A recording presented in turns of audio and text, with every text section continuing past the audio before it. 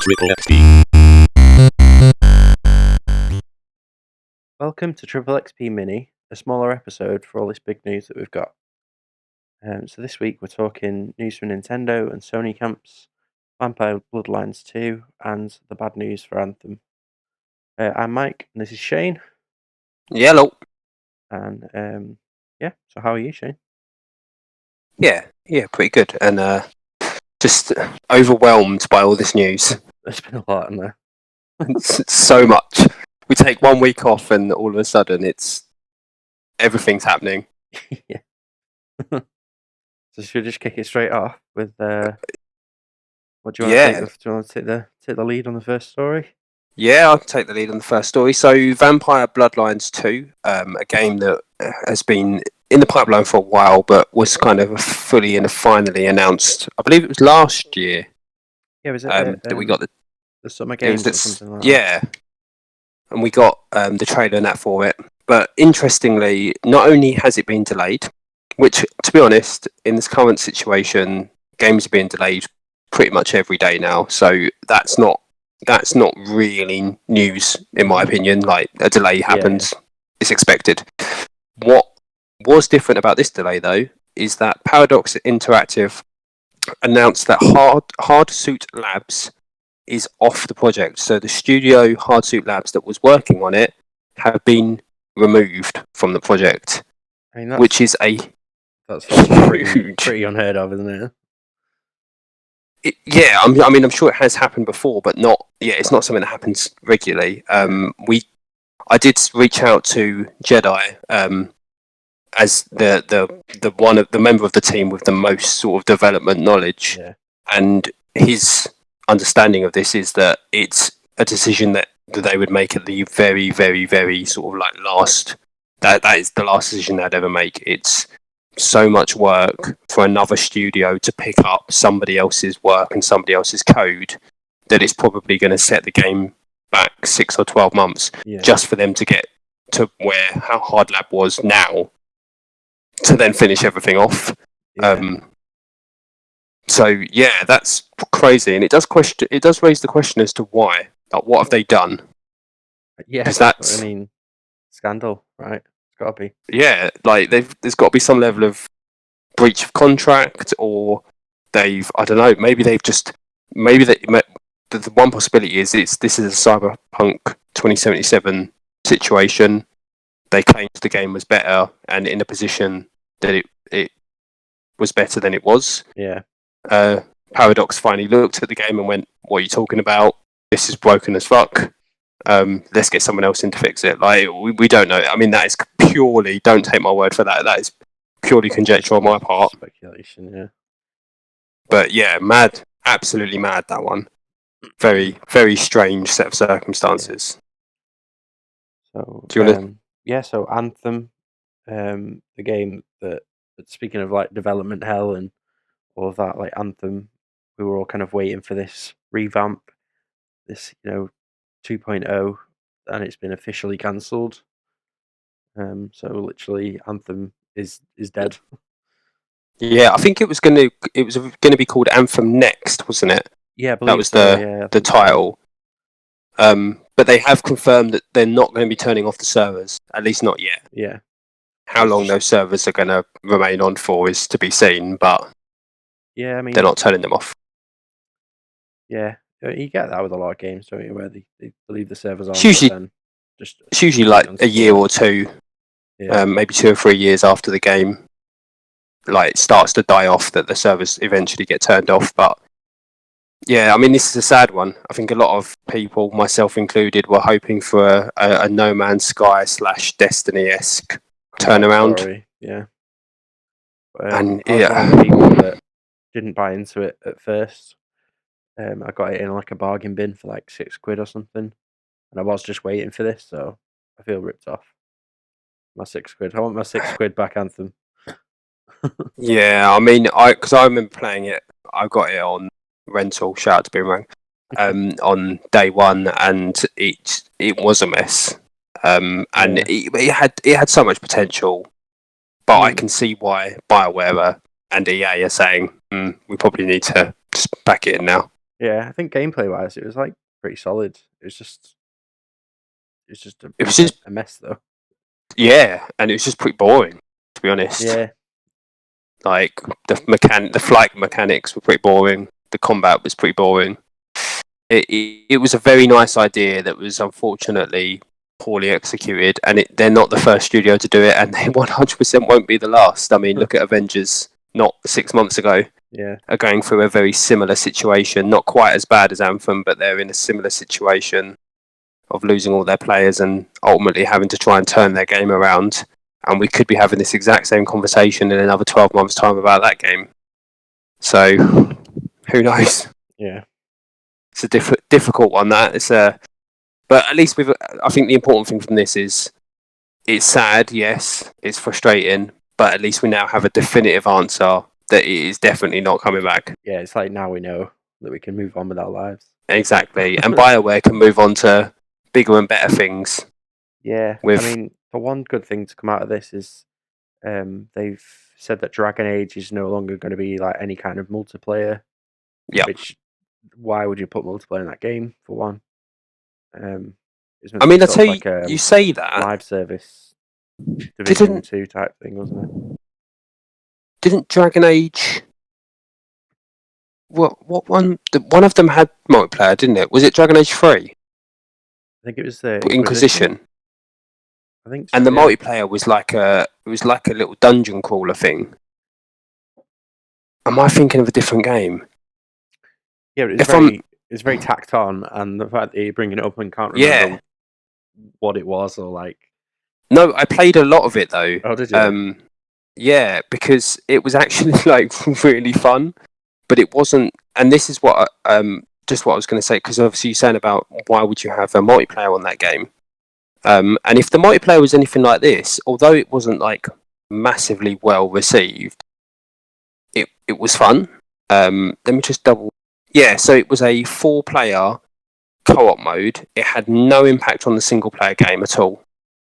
And it was literally just like it was, like I say, very tacked on. Yeah, I mean, but it was kind of okay with the tacked on multiplayer, but not having the entire game as a multiplayer game. I think no, and Dragon Age is one of those where you just have to delve into the world on your own and just agreed. it's your story. Well, the way the multiplayer in Inquisition worked was you basically you played as one of like the multiple types of characters, and you were like an Inquisition team that had been sent to go and basically like loot and deal with a dungeon. Yeah. So it was literally just attacked on, just run a dungeon with your mates. Had no relevance to the story, no relevance to it. You didn't even use your characters from the single player. They were just solely these like random generated characters. Oh, really? But I remember playing quite a lot of it, and it was actually being remarkably fun. Yeah. Yeah, maybe. But also probably a waste of development time. Yeah. Yeah. I don't remember playing it at all. Like, at all. I think I remember playing that more than actual Inquisition, because I really didn't like Inquisition. Yeah. I'm not a huge Dragon Age fan, to be fair. I only liked Origins, the first one. Yeah, I quite enjoyed that one. But yeah, just I don't know. I just couldn't seem to get into it. Like the world and everything, the characters, the story, really good. Just I don't know. I think there was something about the gameplay for me that just didn't quite click. Yeah, well, hopefully this next one will turn it around. Yeah. Which leads heavily into our next story, which is probably the biggest story we've got in this mini episode, and that is talking about a game that we all loved in its first iterations, but it's become a bit dry and stale. Mm-hmm. Pokemon had its 25th anniversary. In the lead up to this, we talked about this a lot. Yeah, it's been mentioned in a few episodes. But yeah, they went and did it, and they made what looks like an open world game. I've got my reservation still. Yeah. So they announced 2 games for at the 25th. I mean, they announced a bunch of other stuff like Sleep and that, but no one cares about that. They announced Brilliant Diamond and Shining Pearl so the remakes of Diamond and Pearl, which were these like chibi style graphics. And interesting, isn't being made by Game Freaks. That's being made by ILAC, I think it's called. Like that, It's called like I Love Computer Arts. ILCA, sorry, ILCA. I Love Computer Arts.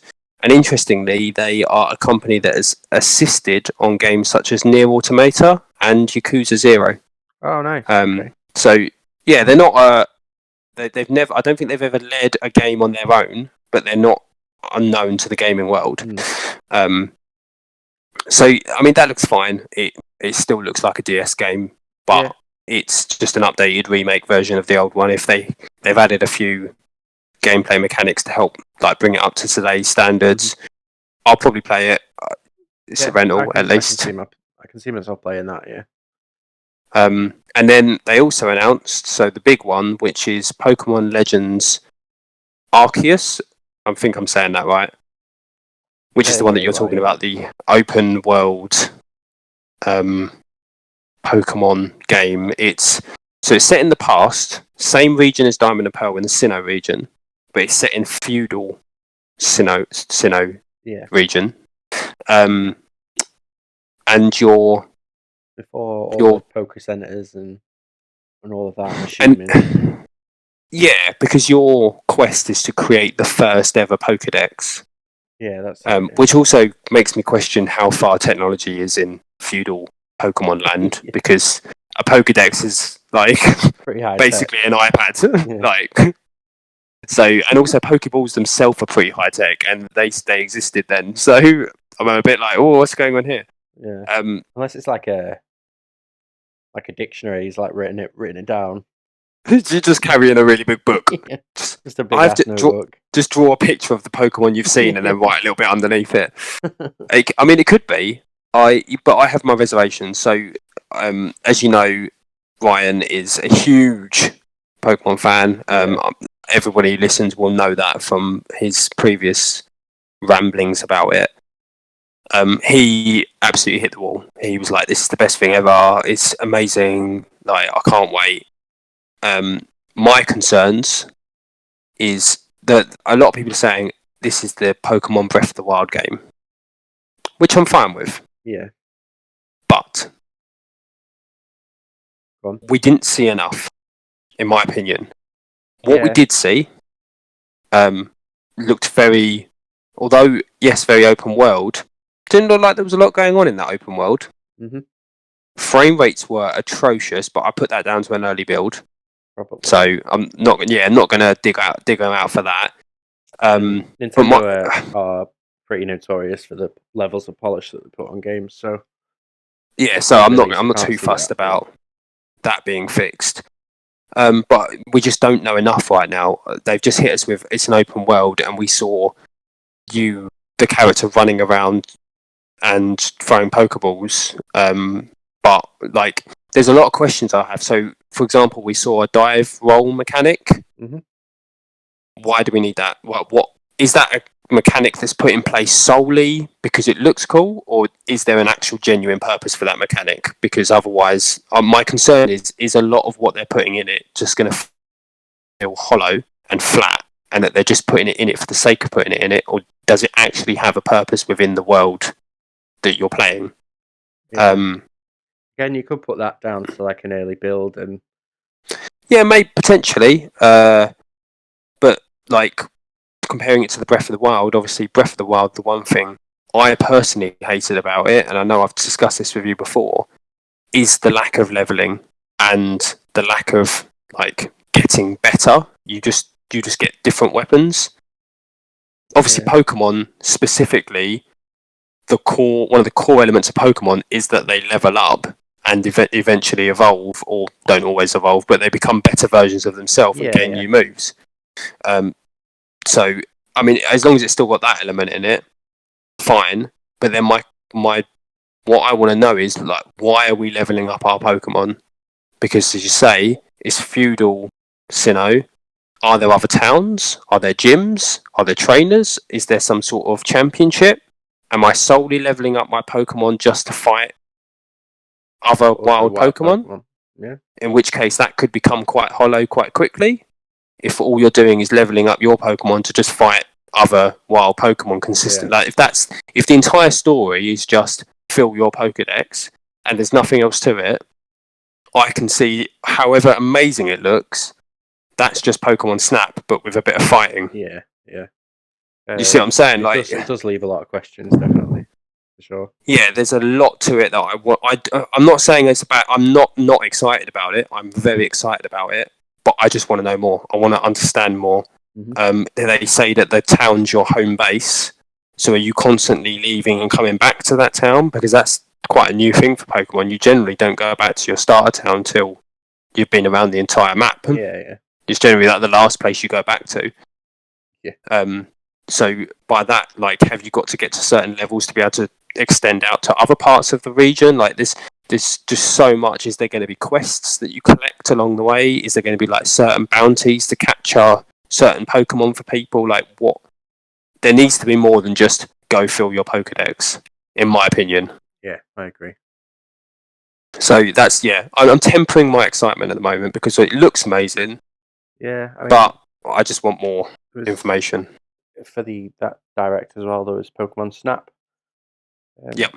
Which looks great. I'm definitely on board with that. Yeah, I mean, I'm all for Snap. It just looks more the same, which is great. And the good thing with Snap, and this is like the big difference between what they showed us in Pokemon Legends, is we know what we're getting with Snap.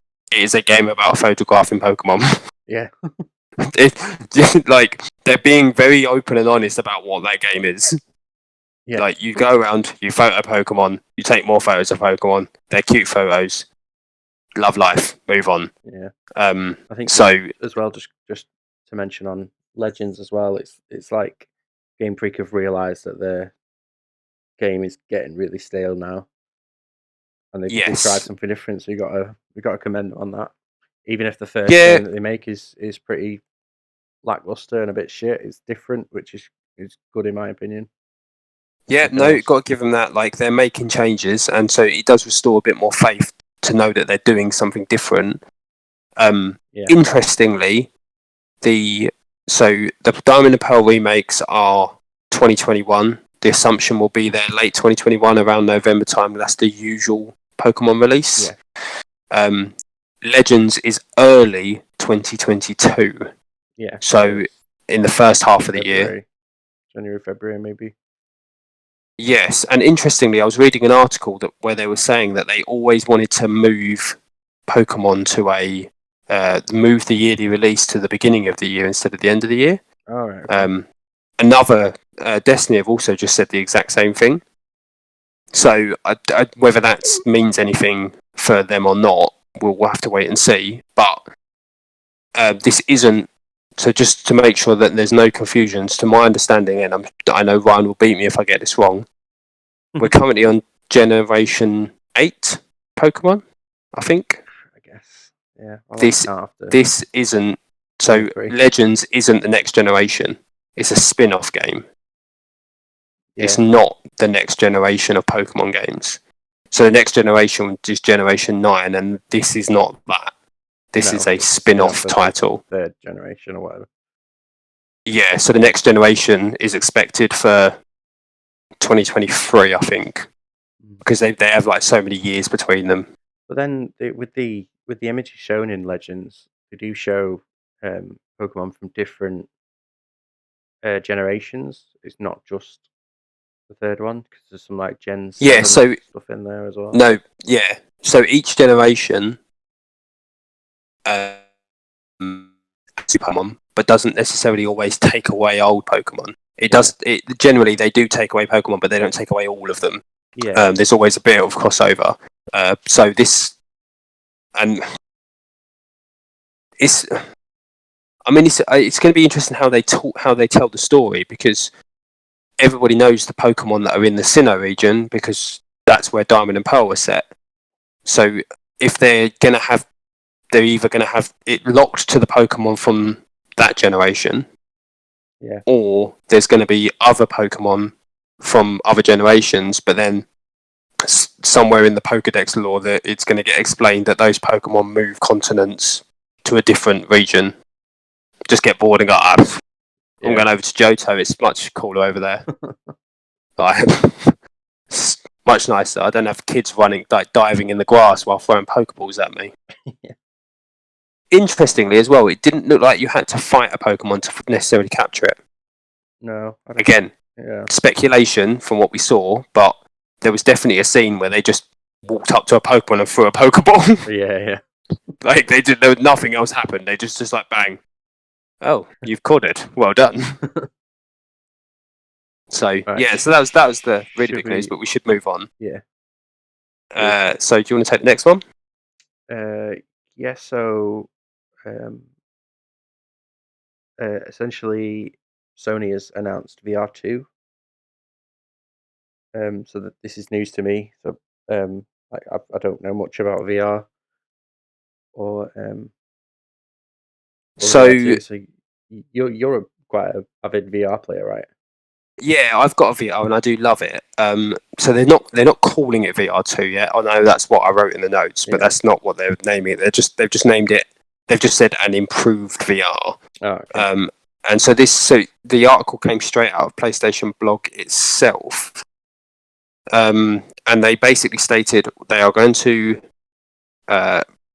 release an improved next-gen VR system that enhances everything from resolution and field of view to tracking and input. It will connect to the PS5 with a single cord to simplify setup and ease of use, while enabling a high fidelity visual experience. So it's not going to be wireless, which is what everyone was hoping for, annoyingly. But it is going to be linked to the PS5. And the important thing to take away from this, especially if you have just purchased a VR recently, is that this is not coming anytime soon. It's late 2022 at the earliest, probably looking closer to 2023 before this comes along. The most interesting part, though, of the story is this part, and hopefully this will link in with the old VR, but they haven't confirmed any details yet. One of the innovations we're excited about is our new VR controller, which will incorporate some of the key features found in the DualSense wireless controller, along with a focus on great ergonomics. So, for the first time since PS3, they're actually making some new Move controllers specifically for the VR. So that sounds like it's going to have the haptic feedback, which potentially, hopefully, amazing in VR. Yeah, haptic feedback would be amazing. Just, I mean, you look at all the other types of VR controllers, and there's just an analog. Just give me a motion controller with an analog on it. Yeah. Because it's so awkward to walk around. Because if you're using the motion controllers, you can only do the teleporting because there's no real ability to walk around with a controller. Just give me analogs. That's all I want. Me off with VR is the sort of movement element of it. Yeah, I mean, this is exciting. It's one of those things that my recommendation to everyone is that if you've got a VR now, don't panic. Keep your VR. It'll be a good few years before this comes along. If you're planning on getting one and you're looking to get this new one specifically, I wouldn't be rushing out the door to buy on day one. It's one of those things that you're going to want to wait and see what the games are coming out for it, how this headset sets up. Let those initial bugs get out of the way, because unlike a console, a VR headset, in my opinion, is the luxury of luxury items when it comes to gaming. Yeah. Give yourself that time to really make sure you're doing the necessary research on VR, because there's so many different VR products now. Make sure you get the one that's right for you, basically. Yeah, it's a lot of money to fork out, isn't it? So a lot. I mean, I'm probably not going to get a VR now until this one comes out. It's not something I'm super interested in, but to be fair, Mike, it's going to take you till 2023 to get a PS5, so it's true. I mean, I couldn't help drop that in there. I'm going to go cry now, thanks. Well, on the note of crying, Sony's released some more information to bounce off the back of that story. Have you read about Japan Studios? Japan Studio is Yeah, they're sort of closing it down, aren't they? Yeah. Well, they are and they're not. They're basically merging it into another team. Right. So Okay. it is shutting down, but they're not sacking anyone or getting rid of people. They're just merging them into another team.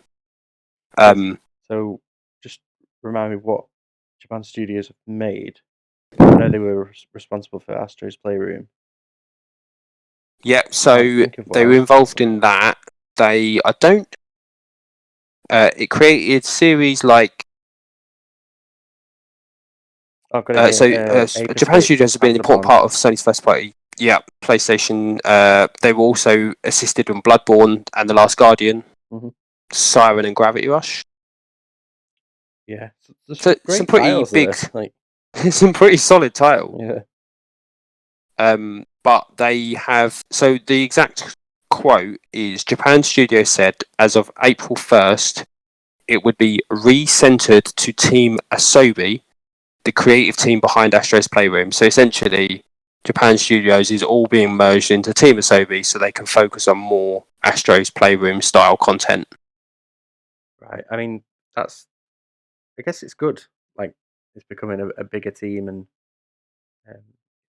essentially making these two great studios and just mashing them into one super studio, hopefully. Yeah, it'd be interesting to see because obviously you've not played the most recent Astro, right, but that was fantastic. Sorry.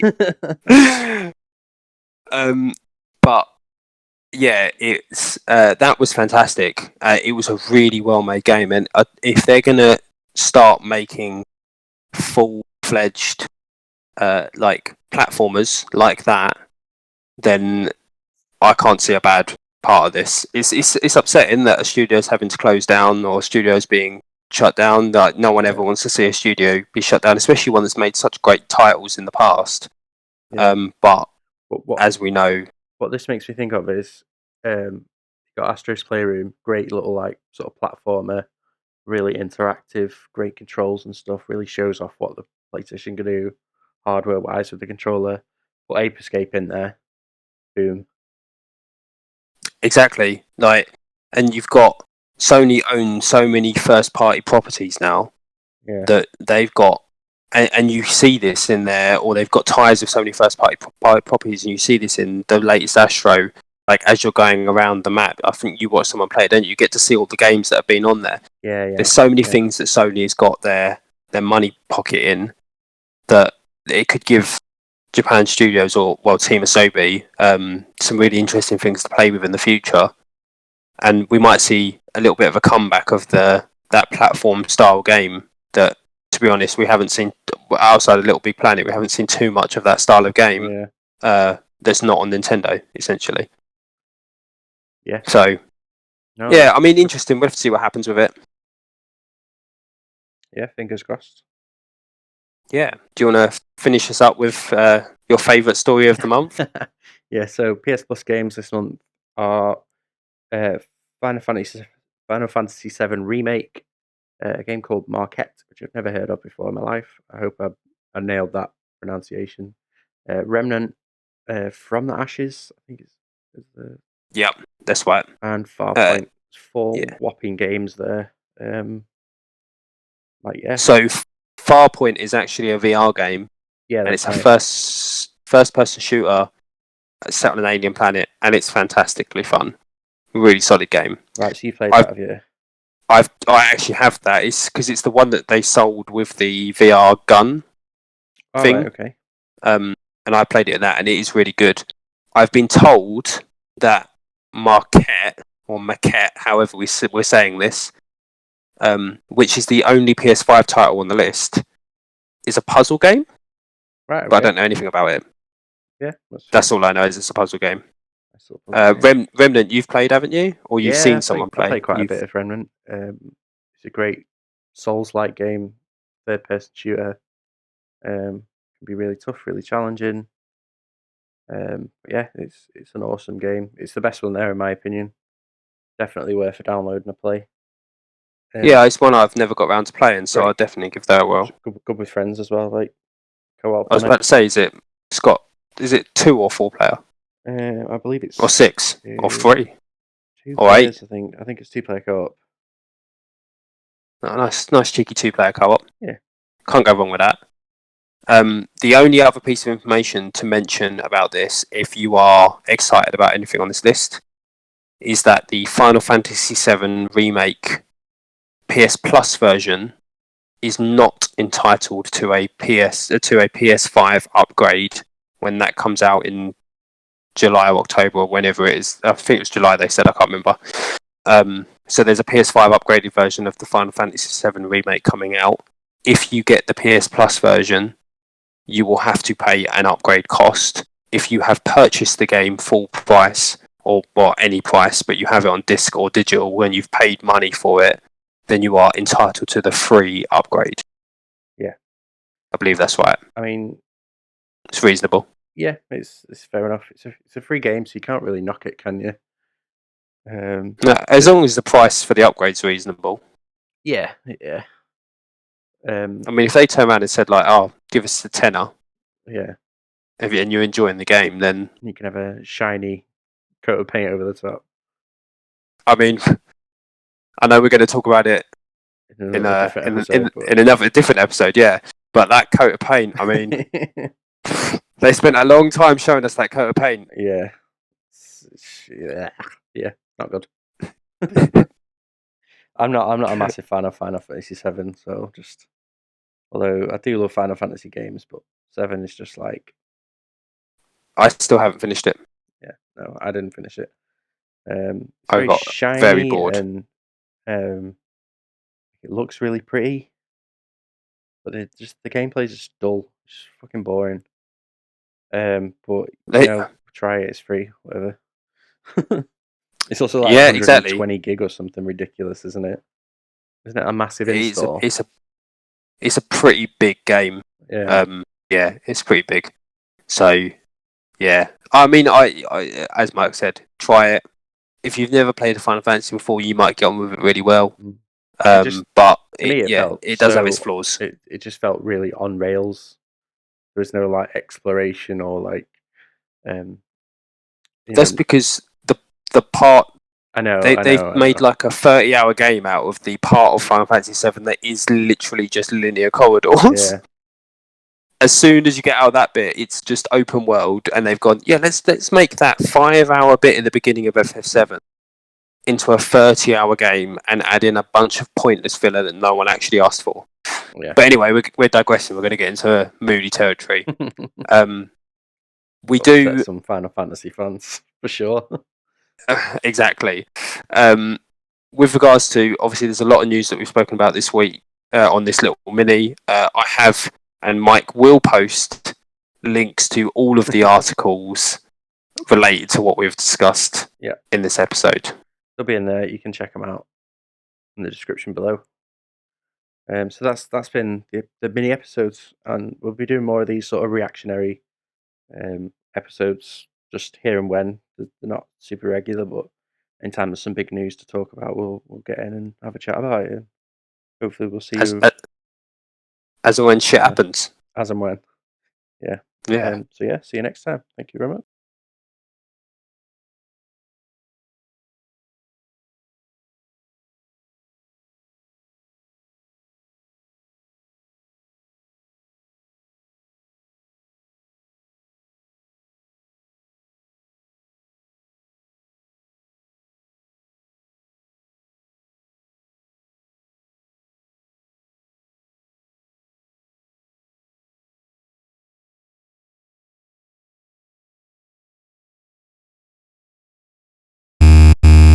TripleXP